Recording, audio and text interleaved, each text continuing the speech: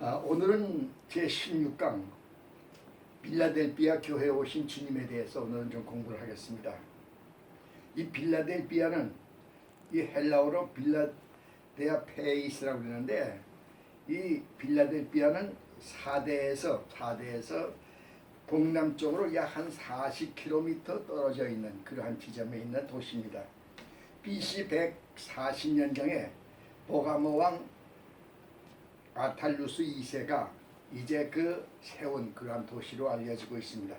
현재 알라세르라고 하는 작은 시골 동네로 그 명목을 유지하고 있는 그러한 도시가 되고 있습니다. 당시에 있어가지고 지진과 화산이 많이 있었기 때문에 땅이 비옥해져서 이 포도 재배의 이 중심지가 되고 있는 그러한 도시였어요. 이 신전과 미신이 또한 많이 있어가지고 AD 5세기경에는 작은 아데네라고 하는 별명을 들을 만큼 이 미신이 아주 굉장히 성행했던 그러한 도시였습니다. 빌라델비아 교회에 오신 주님의 모습에 관해서 보겠습니다. 계시록 3장 7절을 보시기 바랍니다.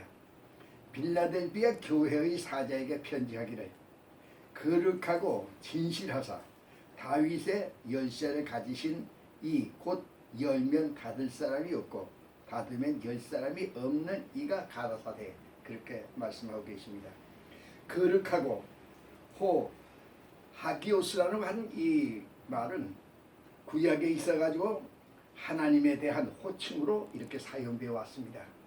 근데 신약 성서에 있어서, 신약 시대에 있어서 이제 예수 그리스도에게 적용되는 그의 그 신성과 그리고 메시아 되심을 나타내는 그러한 호칭으로 사용됐습니다. 이 거룩하다고 하는 말은 악의 세상과 구별되신 그러한 분이라는 얘기고, 그리고 세상의 죄의 영향을 받지 아니하시고 진리와 은혜가 충만하신 그러한 분이신 것을 나타내는 그러한 말씀이 되십니다. 그 다음에 보니까 진실하신 분이라고 그랬어요.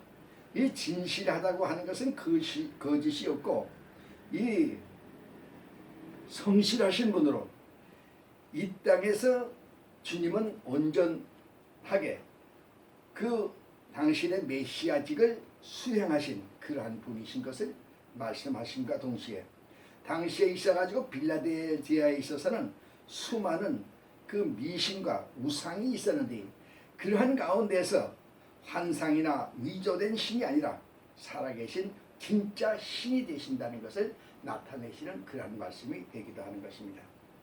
히브리서 7장 26절에 이러한 대제사장은 우리에게 합당하니 거룩하고 악이 없고 더러움이 없고 죄인에게서 떠나 계시고 하늘보다 높이 계신 분이시다, 이렇게 말씀하고 있음을 보게 됩니다. 다음에 있어가지고 다윗의 열쇠를 가지신 분이다, 그렇게 말씀했어요. 다윗의 열쇠라고 얘기하는 것은 옛날 다윗 왕 시대에 있어서 다윗 왕궁을 이제 지키는, 다윗 왕궁을 관할하는 그러한 사람으로서 엘리야김이라고 하는 사람이 있었는데, 이 사람은 다윗의 궁의 모든 그런 관리를 맡아가지고 있는, 그래서 다윗의 궁의 열쇠를 맡아가지고 있는 그런 분이 되어서 누구든지 다윗 왕궁에 들어가기 위해서는 이분의 이 엘리야김의 승인을 받지 않아서는 다윗 왕궁에 들어갈 수가 없었습니다. 그렇기 때문에 여기서 예수 그리스도께서 하나님 나라를 다스리고 관리하시는 그러한 열쇠를 가진 소유하신 분으로, 하나님 나라에 들어가는 사람은 누구도 그리스도를 통하지 아니하고서는 하나님 나라에 들어갈 수가 없다는 것을 말씀하시는 그런 말씀이 되어지는 것입니다. 열면 닫을 사람이 없는 분으로 오셨다, 그렇게 말씀했어요. 당시 유대인들은 오직 자신들만이 혈통적으로 다윗의 나라를 유업으로 받을 수 있는, 그래서 물려받는 그러한 사람이 되었기 때문에, 그래서 자기들과 또 자기들에게 속한 사람들만이 하나님의 나라에 들어갈 수가 있다고 이 사람들은 주장했어요.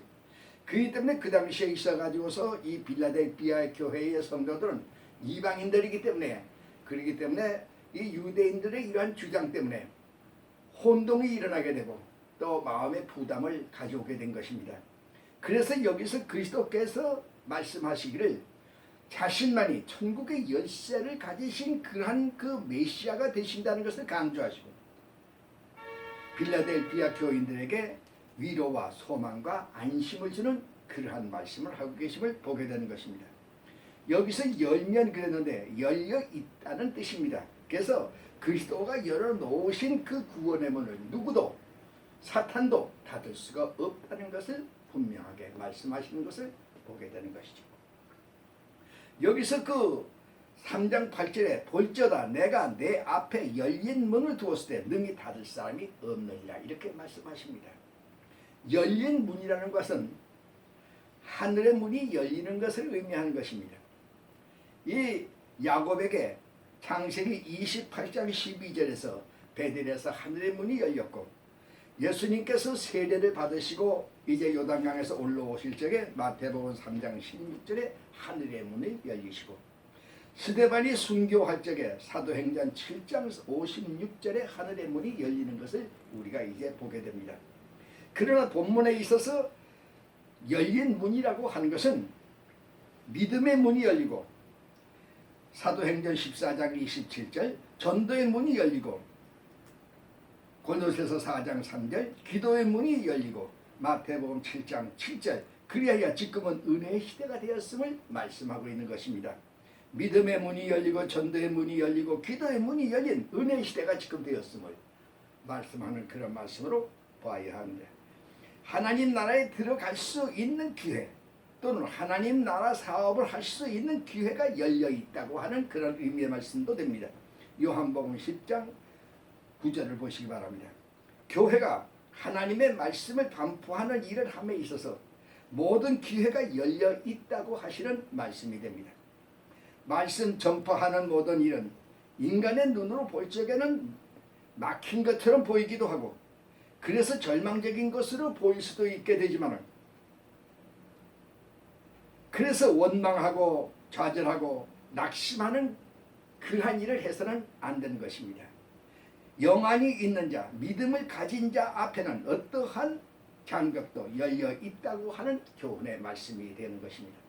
문제는 하나님께서 열어놓으신 문을 찾아야 하는 것입니다. 여리고 성이라고 하는 것은 인간의 눈으로 볼 적에는 아주 튼튼한 성이었어요. 그 성 꼭대기가 이제 이 마차가 두 대가 서로 교차해서 갈 수 있는 그런 2차선 도로가 될 만큼 그렇게 성이 그 튼튼하게 둘러싸여진 그러한 성이었어요. 인간의 힘으로선 도저히 그 성을 허물 수 없는 그런 성이었어요. 그런데 하나님의 눈에 있어서는 하루아침에 허물어질 수밖에 없는 그러한 성이었던 것을 우리가 알게 되는 것입니다. 예수님 자신이 열린 문이 되신다고 했어요. 요한복음 10장 7절을 보시기 바랍니다. 병자가 와서 고침을 받고 죽은 자가 살아났습니다. 그러므로 막혔다고 생각하는 것은 육신적으로 생각하기 때문이 그렇습니다. 영적 소경이기 때문에 하나님의 그 열어놓으신 문을 보지 못하고 있는 것입니다. 능히 닫을 사람이 없으리라 이렇게 말씀했어요. 그리스도께서 열어주신 구원의 문, 말씀의 문을 사탄도 그 누구도 닫을 수가 없다고 하시는 그러한 말씀이 되시는 것입니다. 8절에 보니까 내가 내 행위를 아노니 내가 적은 능력을 가지고도 이렇게 말씀합니다. 무엇을 아신다는 걸까요? 빌라델피아 교회의 성도들은 물적 자원이 적은데도 신앙 보수의 전력을 다한 그러한 교회였어요. 그것을 아신다고 하시는 겁니다. 작은 능력이라고 하는 것은 거의 그 능력이 없다는 그런 의미입니다. 이 지방에 있어서 빌라델피아 교인들은 신분적으로 또 경제적으로 사회적 지위가 아주 보잘것없는 그런 사람들이었어요. 그러나 저들의 신적 믿음의 생활은 훌륭하였음을 주님께서 말씀하고 계신 것입니다. 이 아시아 7교회 중에 있어서 이 빌라델피아 교회는 가장 작은 교회였습니다. 교세도 작고 또 약하고 또 재정적으로도 아주 약한 실력이 없는 그러한 교회였습니다. 그러나 사회적으로 보잘것없는 그러한 그 신분의 사람들이었지만 중앙아시아가 완전히 이스라엘 교도들에 의해 점령당하고 교회들이 전부 다 문을 닫게 되었을 적에 유일하게 기독교의 보류로 1392년까지 신앙을 지킨 교회가 바로 이 빌라델피아 교회로 알려지고 있습니다. 3장 8절에 보니까 내 말을 지킨 교회였다 그렇게 말씀했어요. 내 말을 지키며 하나님의 말씀, 주님의 말씀을 순종하는 그러한 교회로 마치 처녀가 자기의 정절을 지키듯이 자기의 믿음을 지킨 교회였으며 또한 파수병의 성을 지키듯이 자신의 신앙을 지킨 교회였습니다. 주인이 자기 보화를 지키듯이 그리스도의 복음을 지킨 그러한 교회였음을 말씀하고 계시는 것입니다. 여기서 그 지켰다고 그랬는데 빌라델피아 교회가 지킨 것이 무엇일까요? 하나님의 계명을 지켰습니다. 하나님을 사랑하고 이웃을 사랑하라고 하시는 그 말씀 요한일서 5장 3절을 참조하시기 바랍니다. 그 말씀을 지킨 교회였어요. 예수를 믿는 그 믿음을 지킨 교회였습니다. 계시록 14장 12절을 참조하시기 바랍니다. 하나님을 기쁘시게 하는 행위를 지켰습니다. 요한일서 3장 32절을 보시기 바랍니다. 주 안에서 거하는 생활을 했습니다. 요한일서 3장 24절 보니까 그의 계명들을 지키는 자는 주 안에서 거하고 주는 주 안에 있느니라고 말씀하고 계심을 우리는 기억해야 합니다. 3장 8절에 내 이름을 배반치 아니하였다고 말씀했어요. 내 이름이라고 하는 무슨 이름이겠습니까? 주님의 이름은 예수, 다시 말하면 자기 백성을 죄에서 구원하실 사람이라고 하는 그러한 마태복음 1장 21절에 그러한 분이십니다. 또한 그리스도가 되십니다. 요한복음 4장 25절에 그러므로 그는 선지자시고 제사장이 되시고 왕이시고 하나님의 거룩한 기름 부으신 분이 되시는 것입니다. 하나님의 아들이십니다. 누가복음 1장 35절에 보시기 바랍니다. 인자가 되십니다. 마태복음 8장 20절을 보시기 바랍니다. 주님이 되십니다. 마태복음 2장 3절. 그래서 우주 만물을 창조하신 분이 되십니다. 또한 만왕의 왕이 되십니다. 또한 재림의 주가 되십니다. 마태복음 24장 44절을 보시기 바랍니다. 바로 이러한 이름을 가지신 이분을 배반치 아니하였다 그렇게 말씀합니다. 배반치 아니했다는 것은 무슨 뜻이겠습니까? 끝까지 그를 안다는 뜻입니다. 또 끝까지 그분과 상관한다는 뜻입니다.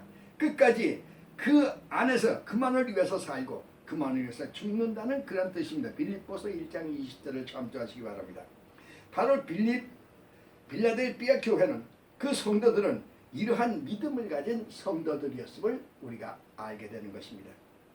여기서 주님께서 약속하십니다. 3장 9절에 보라 사단의 회 곧 자칭 유대인이라 하나 그렇지 않고 거짓말하는 자들 중에서 며칠 내게 주어 저희로 역시 내 발 앞에 절하여 하고 내가 너를 사랑하는 줄을 알게 하리라 이렇게 말씀하십니다. 유대인들은 혈통적으로 하나님의 택하신 백성이요 하나님의 나라를 소유하였다고 저들이 말하지만 예수님의 메시아성을 부정함으로 사탄의 회, 사탄의 무리들이 되었음을 말씀하시는 것입니다. 지금도 그렇게 되어 있습니다. 그들은 유대인의 그 혈통과 같은 외적인 요소에 의해서 하나님의 진정한 백성이 되는 것이 아니라 그리스도를 영접함으로 말미암아 하나님의 진정한 백성이 된다는 사실을 망각하고 있는 것입니다. 저들은 지금 사탄이 되어 교회를 비판하고 있으나 마지막 때가 오면 회개하고 교회로 돌아오게 될 것을 예언하시는 그런 말씀이 되시는 것입니다. 주님께서 사도행전 1장 8절에서 제자들 앞에서 제자들에게 땅끝까지 복음을 전하라. 땅끝까지 복음이 전해졌을 때 내가 오리라. 그렇게 말씀하십니다. 이 땅끝까지 복음을 전하라 말씀했는데 그 땅끝이 어디겠습니까? 여러 학자들이 그 땅끝에 대해서 말하고 있지만 그 땅끝은 어딘가? 주님께서 말씀하신 그곳에서, 다시 말하면 예루살렘으로부터 이 복음이 시작되어서 바울을 통하여 유럽으로 이 복음이 건너가 유럽을 복음화하고, 그 다음에 있어서 그 이 대서양을 건너서 이제 그 미주로 가서 미주를 복음화하고, 그 다음에 미주로부터 이제 태평양을 건너서 일본을 통하여 동방아시아의 땅끝 나라가 되는 한국을 복음화하게 되는 것입니다. 이사야서 24장 15절을 한번 보시기 바랍니다. 이제는 이 복음이 땅끝 나라 한국으로부터 시작해서 그 복음의 나팔 소리가 소련을 거쳐 또 이제 그 중국을 거쳐 인도를 거쳐서 이란을 거쳐서 예루살렘까지 그 복음이 전파되고, 그리고 예루살렘에 있는 유대인들이 그리스도에게로 돌아올 그때 주님의 재림이 이루어질 것을 말씀하게 되는 것이라고 보게 됩니다. 예루살렘이 바로 복음의 그 종착지가 되는 땅끝이 되는 것입니다. 이 전병헌 목사가 이제 그 강의한 선교학 강해를 나중에 한번 보시기 바랍니다. 3장 10절에 내가 나의 인내 말씀을 지켰은즉 내가 또한 너를 지키어 시험의 때를 면하게 하리니 이는 장차 온 세상에 임하여 땅에 거하는 자들을 시험할 때라. 그렇게 말씀했습니다. 나의 인내 말씀을 그 무엇이겠어요? 나의 인내 말씀은 예수님은 인내로서 십자가의 고통을 참으신 고난의 복음이 되십니다. 그래서 복음을 십자가의 복음이라고 얘기하게 되죠. 이 고난의 복음은 인내를 소유한 자만이 체험할 수 있는 그런 복음이 됩니다. 인내를 가지고 복음에 순종할 때 성취되는 복음의 말씀이 바로 인내의 말씀이 되어지게 되는 것입니다. 디모데후서 3장 10절을 참조하시기 바랍니다. 시험의 때란 때를 면하게 하리라. 시험의 때를 면하게 하신다고 했는데, 이 시험의 때라고 하는 것은 마지막 때인 7년 대환란을 의미하게 됩니다. 그래야 본문에 있어서 땅에 거하는 자들을 시험할 때라고 이렇게 말씀하고 계신 것이죠. 이 면하게 하리라. 테레소 에크라고 그러는데, 이 에크는 무엇으로부터의 전치사로 아포의 의미가 있어서 환난으로부터 보호를 받는다는 그런 의미가 됩니다. 야고보서 1장 27절을 참고하시기 바랍니다. 성도의 마지막 때인 7년 대환란 중에서 후 3년 반을 감하시고 성도를 보호하신다는 것을 의미합니다. 후 3년 반 초에 그러므로 성도들을 하늘로 휴거시키시는 그러한 것을 의미하시는 말씀이 또한 되는 거죠. 마태복음 24장 22절을 보시기 바랍니다. 거기에 주님께서 말씀하기를 내가 감하지 아니한다면 그 기간을 7년 기간 중에서 이 3년 반 후 3년 반을 감하지 아니한다면 누구도 이 환난을 견뎌내지 못할 거라고 말씀했어요. 그렇기 때문에 주님께서 성도들을 사랑하셔서 후 3년 반을 면하게 하시고 전 3년 반 마지막에 이제 하늘로 휴거시키시는 그러한 일을 하게 되십니다. 이에 대해서는 앞으로 여러분에게 자세하게 다시 강의하게 될 것입니다. 그 다음에 권면의 말씀이 있습니다. 3장 11절에 내가 속히 임하니 내가 가진 것을 굳게 잡아 아무나 내 멸류관을 빼앗지 못하게 하라. 그렇게 말씀했어요. 내가 속히 임하리라.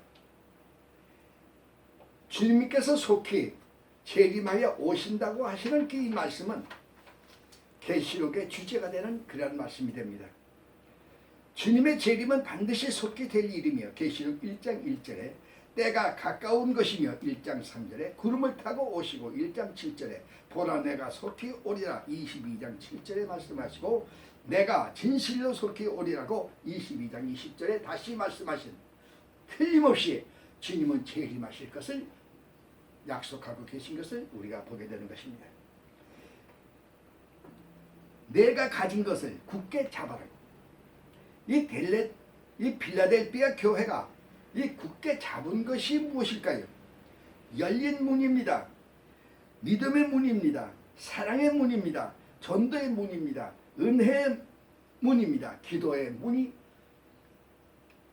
저들은 꽉 잡고 있었던 것을 보게 됩니다. 작은 능력이 있었다고 그랬어요. 어렵고 힘든 중에서도 저들은 사랑과 믿음의 생활을 저들은 충실하게 하였음을 말씀합니다. 말씀에 파수하였다고 그랬어요. 어떤 그 여건 속에서도 말씀에 순종하는 생활을 할 뿐만 아니라 이미 받은 것을 굳게 잡아 충성하라는 말씀을 이제 그 권면을 듣는 그러한 교회가 되었던 것을 볼 수 있습니다. 아무나 내 면류관을 빼앗지 못하게 하라고 하십니다. 이 면류관은 스테파노스로 경기장에서 당시에 승리한 선수에게 주는 월계관을 의미하는 것입니다. 그렇기 때문에 죽기까지 믿음을 가지고 지키고 시험을 참은 자에게 생명의 면류관을 주신다고 약속하셨습니다. 계시록 2장 10절입니다. 연단의 시험을 통과한 자에게 생명의 면류관을 주신다고 야고보서 1장 12절에 말씀하셨어요.